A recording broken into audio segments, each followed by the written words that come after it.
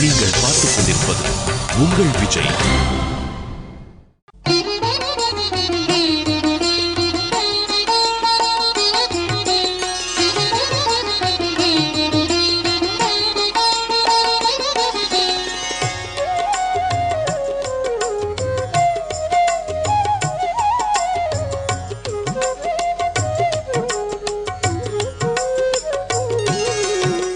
रंके समां पाहि रंके समां पाहि रंके समां पाहि रंगप्रभो लक्ष्मीनाथ समारंभां नादयामुनमध्यमाम् अस्मत्आचार्यपर्यन्तां वन्दे गुरुपरम्परां. नमः श्रीरङ्गनाथाय कावेरी मध्यशायिने அர்ச்சாவதார சிரேஷ்டாய சர்வமங்களதாயினே. வேதம் அப்படிங்கிற ஒரு சப்தத்தை அடிக்கடி நாம் கேள்விப்படுறோம். வேதம் அப்படிங்கிற ஒரு சப்தத்துக்கு என்ன பொருள் அப்படின்னுட்டா அறிவு, ஞானம். யாருடைய ஞானம் அப்படின்னுட்டா பரமாத்மாவுடைய ஞானம். எந்த ஒரு பரமாத்மா சத்திய சங்கல்பனாக இருந்து தன்னுடைய சங்கல்ப மாத்திரத்தில் இந்த அண்டசராட்சரங்களை படைத்து அதை இயக்கி திரும்பி தங்குக்கிட்டே ஒடுக்குகின்றானோ அந்த பரமாத்மாவுடைய அறிவு, அதுதான் வேதம். எதுக்குமே ஒரு வரம்பு வேணும் இல்லையா, ஒரு ரூல்ஸ் அண்ட் ரெகுலேஷன்ஸ் வேணும் இல்லையா. நம்முடைய க்ஷேமத்தை உத்தேசம் பண்ணி நாம் சௌக்கியமாக இருக்கணும், சந்தோஷமாக இருக்கணும் அப்படிங்கிறதுக்காக நமக்கு சொன்னது தான் சாஸ்திரம் அப்படிங்கிறது. அந்த சாஸ்திரங்கிறது என்ன அப்படின்னுட்டா நமக்கு விதிக்கப்பட்டது. நமக்கு ஏன் விதித்திருக்கா அப்படின்னா பயமுறுத்துறதுக்காக இல்லை, நம்மளை கட்டுப்படுத்தணுங்கிற எண்ணம் இல்லை, நாம் நன்னா இருக்கணுமே அப்படிங்கிற ஒரு ஆசை.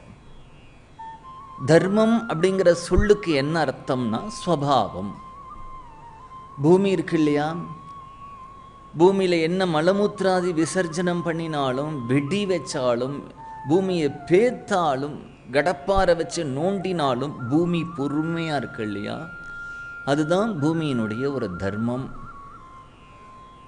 கடல் ஒரு எல்லைக்கு கட்டுப்பட்டு நிற்கிறது இல்லையா, அதுதான் கடலுடைய தர்மம். காற்று வீசிக்கொண்டே இருக்கு இல்லையா, அதுதான் அதனுடைய தர்மம். சூரியன் ஆகாயத்தில் வர்றது இல்லையா, அதுதான் அதனுடைய தர்மம். சந்திரன் வளர்ந்து தேய்ந்து அப்படி அது இயங்கிக் கொண்டே இருக்கு இல்லையா, அதுதான் அதனுடைய தர்மம். ஒரு பூ இருக்கு அப்படின்னுட்டா அந்த பூவில் இருக்கக்கூடிய வாசனை அதனுடைய தர்மம். நாய் நன்றியோடு இருக்கு அப்படிங்கிறது அதனுடைய தர்மம். பாம்பு கிட்ட விஷம் இருக்குங்கிறது அதனுடைய தர்மம். யானை யாராவது ஒன்று பண்ணினா அதை மறக்காமல் இருக்கு இல்லையா, அதனுடைய தர்மம். இப்படி எது எது அதனுடைய இயல்போ சுபாவமோ அதுதான் தர்மம். அதனாலே நம்ம அடிக்கடி வேதம் அப்படிங்கிற ஒரு சப்தத்தையும், சாஸ்திரம் அப்படிங்கிற ஒரு சப்தத்தையும், தர்மம் அப்படிங்கிற ஒரு சப்தத்தையும் உபயோகப்படுத்திகிட்டே இருக்கிறதுனால அதனுடைய பொருளை பார்த்தோம். வேதம் அப்படின்னு எடுத்துட்டா அந்த வேதமும் அனந்தமாக இருக்கு. இன்றைக்கு நம்ம கையில் எது வேதம் கிடச்சிருக்கோ கொஞ்சம்தான் கிடச்சிருக்கு, எவ்வளவோ மறைந்து போயிடுத்து அப்படின்னு சொல்கிறா. சாமவேதம்னு எடுத்துட்டாலே அதுக்கு 1000 கிளைகள் இருந்தது. ஜெய்மினி சாகை, கௌதம சாகை, ராணாயினி சாகை அப்படின்லாம் சொல்கிறா. இன்றைக்கு 1-2 தான் கையில் இருக்குது.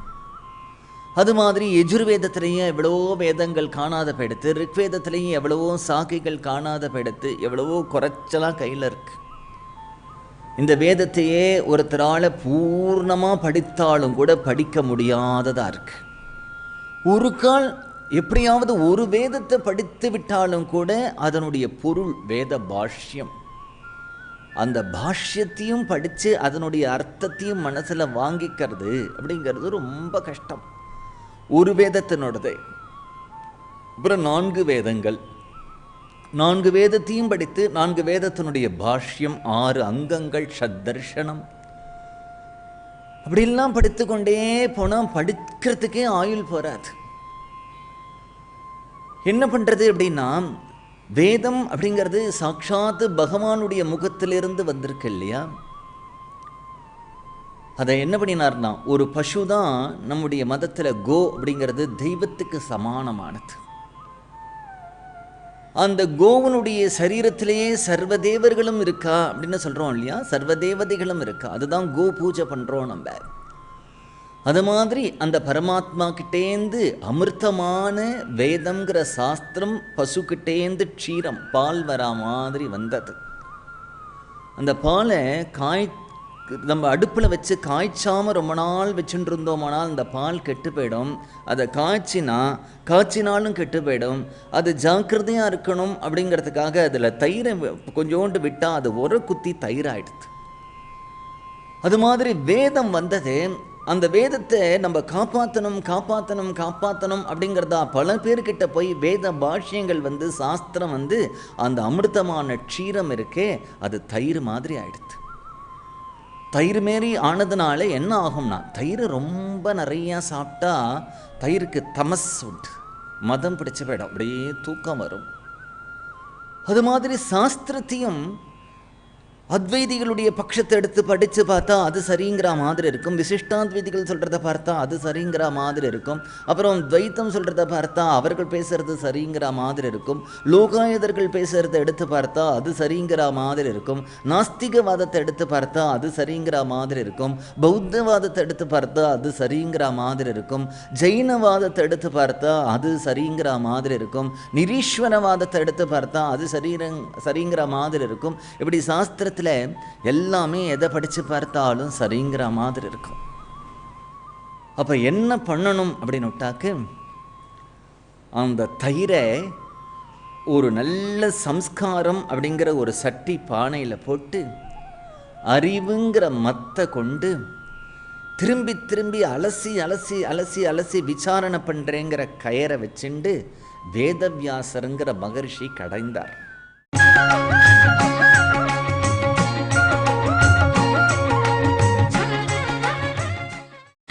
நீங்கள் பார்த்துக் கொண்டிருப்பது உங்கள் விஜய்.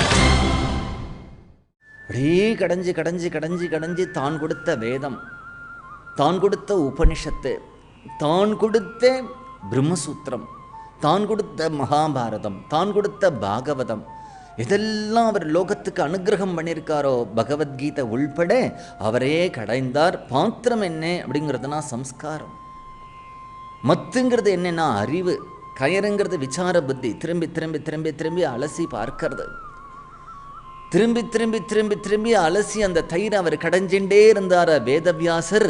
கடைசியா அந்த வேதவியாசருக்கு என்ன தோணித்துனார், ஆலோட்ய சர்வசாஸ்திராணி விசாரியச்ச புனః இதம் ஏகம் சுனிஷ்பன்னம் தேயோ நாராயண சதாம். இது வேதவியாசருடைய வாக்கியமே. மகாபாரதத்தில் இருக்கக்கூடிய ஒரு ஸ்லோகம். வேதவியாசர் தானே 1,00,000 ஸ்லோகங்கள் கொண்ட மகாபாரதத்தை அனுகிரகம் பண்ணியிருக்கார். நம்முடைய மதத்துக்கு யாராவது ஒருத்தரை தான் சொல்லணும் ஆச்சாரியால் அப்படின்னுட்டா அது வியாசர் தான். வியாசர் இல்லைன்னா வேதம் இல்லை, வியாசர் இல்லைன்னா மகாபாரதம் இல்லை, வியாசர் இல்லைன்னா உபனிஷத் இல்லை, வியாசர் இல்லைன்னா பகவத்கீதை இல்லை, வியாசர் இல்லைன்னா பிரம்மசூத்திரம் இல்லை. இவெல்லாம் இல்லைன்னா மதமே இல்லை. அதனால தான் ஆஷாட பூர்ணிமா அன்று குரு பூர்ணிமா அப்படின்னுட்டா வியாசரை தான் எல்லாரும் பூஜை பண்ணுறோம். ஆதி குரு சாட்சாத் நாராயணருடைய அம்சம் தான் அவர். அந்த வேதவியாசர் தான் பண்ணின மகாபாரதத்திலே சொல்றார், ஆலோட்ய சர்வசாஸ்திராணி விசாரியச்ச புனః. நான் லோகத்துக்கு எந்த சாஸ்திரத்திலலாம் அனுகிரகம் பண்ணினேனோ அதெல்லாம் நான் என்ன பண்ணினேன், திரும்பி திரும்பி திரும்பி புனః அலசி அலசி அலசி அலசி அலசி பார்த்தேன். அது என்ன சொல்ல வருது, என்ன சொல்ல வருது, என்ன சொல்ல வருது, அதனுடைய சாரம் என்ன? இதம் ஏகம் சுனிஷ்பன்னம் தேயோ நாராயண சதாம். அது என்ன சொல்றது அப்படின்னு விட்டார், நாராயணனை தியானம் பண்ணு அப்படின்னு சொல்றது. நாராயணனை தியானம் பண்ணு அப்படின்னு சொல்றது அப்படின்னு விட்டா உடனே கண்ணு முடிண்டு ஹிருதயாகாசத்திலே சங்கச்சக்கர கதாதாரணா சதுர்புஜனா வனமாலே கௌஸ்துபம் ஸ்ரீவத்சத்தோடு கூடின நாராயணனுடைய மூர்த்தியை தியானம் பண்ணுங்கிற அர்த்தம் இல்லை. ஏன் அப்படின்னுட்டா அது மாதிரி ஒரு சகுண மூர்த்தியை ஹிருதயத்தில் தியானம் பண்ணுறதுக்கு பிரம்ம முகூர்த்தம் போன்ற காலங்கள் எல்லாம் விதிக்கப்பட்டிருக்கு. ஆனால் காலம், நேரம், இடம் அப்படிங்கிறது இல்லாமல் எந்த காலத்திலையும் எந்த நேரத்திலையும் எந்த இடத்துலையும் யார் வேண்டுமானாலும் பண்ணக்கூடியதுன்னு ஒன்று இருக்குமானால் அது நாம கீர்த்தனமாக இருக்கிறதுனாலே இங்கே வேதவியாசர் சதா அப்படின்னு போட்டிருக்கார். Always for 24 hours.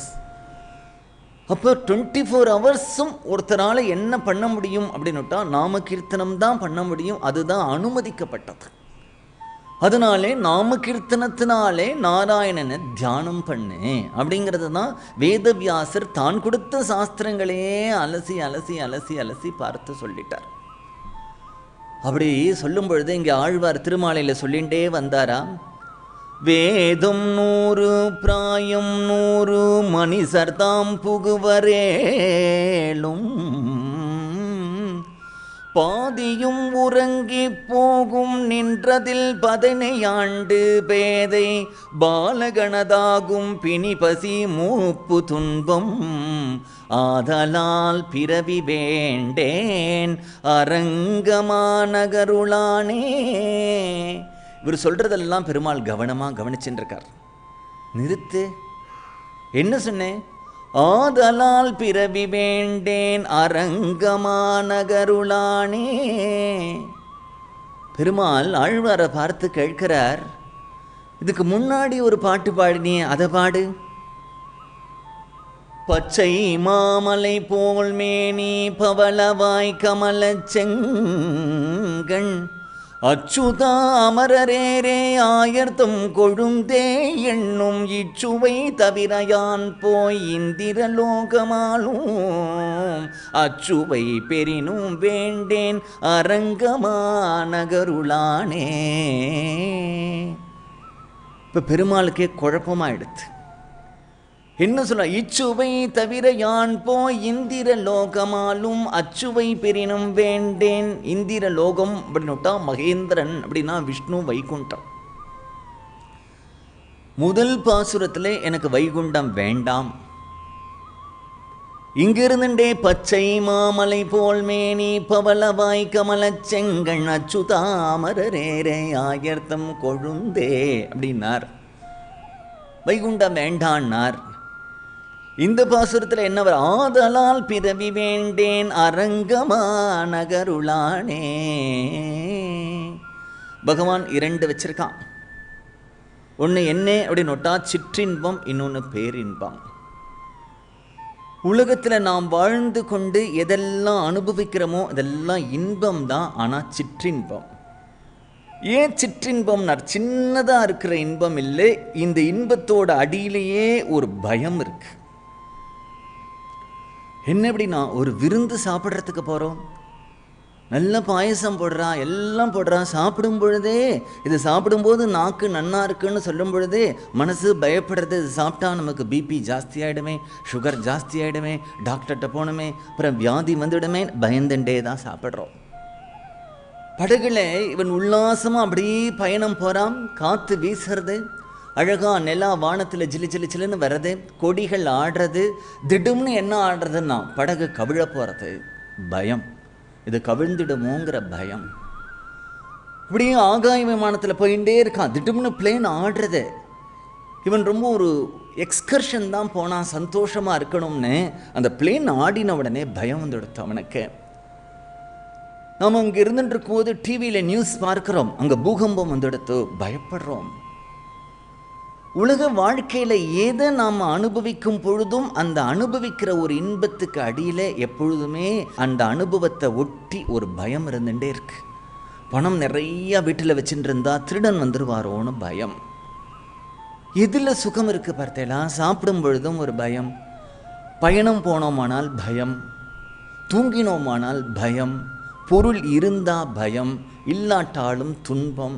அதனால இது சிற்றின்பம்.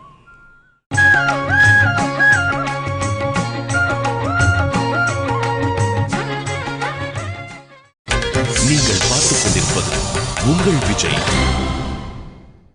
பேரின்பம் அப்படின்னுட்டா என்னன்னா துக்க கலப்பு இல்லாத ஒரு இன்பம். இது துக்க கலப்போடு கூடின ஒரு இன்பம். துக்க கலப்பில்லாத ஒரு இன்பம் அப்படின்னுட்டா அது ஸ்ரீவைகுண்டம். அதுக்கு தான் முக்தின்னு பேர், மோட்சம்னு பேர். பெருமாள் அது கொடுக்கலாம்னு ஆசைப்பட்டா அது வேண்டாம்னு விட்டார் அவர். இச்சுவை தவிர யான் போய் இந்திர லோகமாலும் அச்சுவை பெரினும் வேண்டேன், வேண்டாம்னு விட்டார். சரி, உலகத்திலேயே திரும்பி திரும்பி ஆழ்வாரா பிறந்துன்னு இருக்கட்டும் அப்படின்னு சொன்னாரானால், ஆதலால் பிறவி வேண்டேன் அரங்கமா நகருளானேன்னு விட்டார். பெருமாளுக்கு ஏற்ப குழப்பம். சில குழந்தை என்ன பண்ணும் அப்படின்னா, கீழே இருக்கும் அந்த குழந்தை உட்கார்ந்துன்னு இருக்கும், என்னை தூக்கிக்கோ அப்படின்னும். தூக்கிண்டா கீழே இறக்கி விடுன்னு அழும். இறக்கி விட்டால் திரும்பி என்னை நடத்தி கூப்பிட்டுட்டு போகணும்னு அழும். நடத்தினா திரும்பி வாணும். அந்த குழந்தைக்கு என்ன பண்ணுறதுனே தெரியாது. தூக்கிண்டா கீழே இறக்குன்னு அழும், கீழே இறக்கி விட்டால் தூக்கிக்கோன்னு அழும். அது மாதிரி இப்போ ஆழ்வார் பெருமாளை படாத பாடுபடுத்துகிறார். என்னன்னார், வைகுண்டம் வேண்டாங்கிறார். உன்னை விட்டுட்டு யாராவது வைகுண்டம் போவாளா அப்படிங்கிறார். சரி, பெருமாள் இவர் இங்கேயே லோகத்தில் இருக்கட்டும்னா ஆதலால் பிறவி வேண்டேன் அப்படிங்கிறார். பெருமாள்கிட்டையும் உபய விபூதி அப்படிங்கிறது ரெண்டு தான் இருக்குது. ஒன்று ஸ்ரீவைகுண்டம் அப்படிங்கிற பேரின்பம், இன்னொன்று உலகம் அப்படிங்கிற சொல்லக்கூடிய ஒரு சிற்றின்பம். இப்போ ஆழ்வாருடைய அபிப்பிராயம் என்ன அப்படின்னா, வியாக்கியான கர்த்தா எடுத்து கொடுத்தா தான் நமக்கு தெரியறது. ஆழ்வாருக்கு இன்னொரு அபிப்பிராயம் இருக்குது. பெருமாளுக்கு திருதீய விபூதி ஒன்று இருக்கு அப்படிங்கிறார். மூன்றாவதான் ஒரு ஐஸ்வர்யம் பெருமாள்கிட்ட இருக்கான். அது ஸ்ரீவைகுண்டமும் இல்லை, உலக வாழ்க்கையும் இல்லை அப்படின்னுட்டா அது என்ன அப்படின்னுட்டார், ரங்கநாதருடைய கோவிலுக்குள்ளே இருக்கிறது. அது வைகுண்டமும் இல்லை, இந்த உலகமும் இல்லை, அது மூன்றாவது விபூதி அப்படிங்கிறார். கோவிலுக்குள்ளே இருக்கிறது வைகுண்டம் ஆகாது. கோவிலுக்குள்ளே இருக்கிறது ஏன் வைகுண்டம் ஆகாதுன்னார். வைகுண்டத்திலே சதா பஷ்யந்தி சூரையகான்னு பெருமாள் இருக்க எல்லாரும் அவனை பார்த்துண்டு உட்கார்ந்துட்டு இருக்க வேண்டியது தானே தவிர, வைகுண்டத்தில் புறப்பாடு உண்டா, வைகுண்டத்தில் திருமஞ்சனம் உண்டா, வைகுண்டத்தில் பிரபந்த கோஷ்டி உண்டா, வைகுண்டத்தில் வேத பாராயணம் உண்டா, வைகுண்டத்தில் காலக்ஷேபம் உண்டா, வைகுண்டத்தில் இதெல்லாம் கிடையாததுனாலே, ஸ்ரீ வைகுண்டத்தில் இதெல்லாம் இல்லாததுனாலே, ஆனால் பூலோக வைகுண்டமான ரங்கநாதனுடைய கோவிலுக்குள்ளே இத்தனையும் இருக்கிறது. இது வைகுண்டம் ஆகாது. ஆனா இந்த ஸ்ரீரங்கம் கோவில் பூமியில தானே இருக்கு. அப்ப இது உலகம் அப்படின்னு சொல்லிடலாமே அப்படின்னுட்டா அப்படி சொல்ல முடியாதான். ஏன்னா ரங்கநாதனுடைய கோவிலுக்குள்ள ஒருத்தர் போயிட்டாலேயே அவர்களுக்கு அனிர்வச்சனீயமான ஒரு சுகத்தை அனுபவிக்கிறார். அவர்களுக்கு அந்த கோவிலுக்குள்ளேயே இருந்துருக்கிற வரைக்கும் சம்சாரத்தினுடைய தாபம் அவர்களுக்கு தெரியறதே இல்லை. கோவில் அந்த பெருமாளை பார்த்துட்டே இருக்கலாம் போல இருக்கு. பொறுப்பாடானா பின்னாடி போகலாம் போல இருக்கு. பெருமாளும் என்ன பண்ணுறார் அப்படின்னா, பேசாமல் நான் கர்ப்பகிரகத்திலேயே இருக்கேங்கிறது இல்லாமல் தன்னுடைய பக்தர்களை 365 நாளும் அவர்களை ஏதாவது என்கேஜ் பண்ணி வச்சுட்டே இருக்கார். அவர் அங்கே புறப்பாடுங்கிறார், இங்கே புறப்பாடுங்கிறார், அங்கே திருமஞ்சனம்ங்கிறார், இங்கே திருமஞ்சனம்ங்கிறார், அங்கே இன்னைக்கு ஒய்யாளிங்கிறார், இன்றைக்கு அம்பு போடுறேங்கிறார். அப்படி ஏதாவது ஒரு வைபவம் பண்ணி பண்ணி பண்ணி அவர்களும் பக்தர்களோடு சேர்ந்து சேர்ந்து பகவானும் குதூகலிக்கிறதுனாலே அந்த கோவில் ஆழ்வார்கள்லாம் கேட்கிறாள் இல்லையா, உன்னுடைய கோவில் புஷ்கரணியிலே நான் ஒரு மீனாக இருக்க மாட்டேனா, உன்னுடைய நந்தவனத்திலே ஒரு மரமாக இருக்க மாட்டேனா, உனக்கு திருவாராதனம் பண்ணுறாலே அதில் ஒரு வட்டிலாம் நான் இருக்க மாட்டேனா, அப்படி இல்லைன்னா படியாய் கிடந்து உன் பவளவாய் காண்பேனோ அப்படின்னு குலசேகர படியா நான் இருக்க மாட்டேனா அப்படிங்கிறத கேட்கிற மாதிரி, எனக்கு இந்த உலகத்திலே திரும்பி திரும்பி சாதாரண மனிதர்கள் பிறந்து இறக்கின்ற மாதிரி பிணி பசி மூப்பு துன்பம் உடைய வாழ்க்கை வேண்டாம், எனக்கு வைகுண்டமும் வேண்டாம், உன்னுடைய கோவிலுக்குள்ளே ஏதாவது ஒரு ஸ்தானம் கொடுத்து என்னை வைத்துக்கொள் அப்படிங்கிறது தான் ஆழ்வாருடைய அபிப்பிராயம். அதனால என்ன சொன்னார்னா, இச்சுவை தவிர யான் போய் இந்திர லோகமாலும் அச்சுவை பெரினும் வேண்டேன். இந்த கோவிலில் எவ்வளவு பேர்கள் வேலை செய்கிறாளே, அதில் எனக்கு ஏதாவது ஒரு கைங்கரிய பாக்கியம் கிடைக்கக்கூடாதா? உனக்கு ஆளவட்டம் போட மாட்டேனா, இல்லை நீ புறப்பாடு பண்ணிட்டு வரும்பொழுது தீவட்டி பிடிச்சிட்டு வரமாட்டேனா, இல்லை உன்னுடைய ஸ்ரீபாதம் தாங்கியா நான் இருக்கக்கூடாதா, எனக்கு ஏதாவது ஒரு கைங்கரியத்தை நியமனம் பண்ணி என்னை கூடவே வைத்துக்கொள்ளும். அப்படி வைத்து கொண்டீர்களானால் அது ஸ்ரீவைகுண்டத்தை காட்டிலும் சிரேஷ்டமானது. ஆனால் இந்த பூலோக வாழ்க்கை அதில் பாதிக்காது. பூலோகத்தில் இருக்கோம்னே நமக்கு தெரியாது, மனது அத்தகைய ஒரு ஆனந்தத்தை அனுபவிக்கும். அதுதான் ஆழ்வாருடைய அபிப்பிராயம்னு வியாக்கியானகர்த்தா நமக்கு எடுத்து காண்பிக்கிறார்.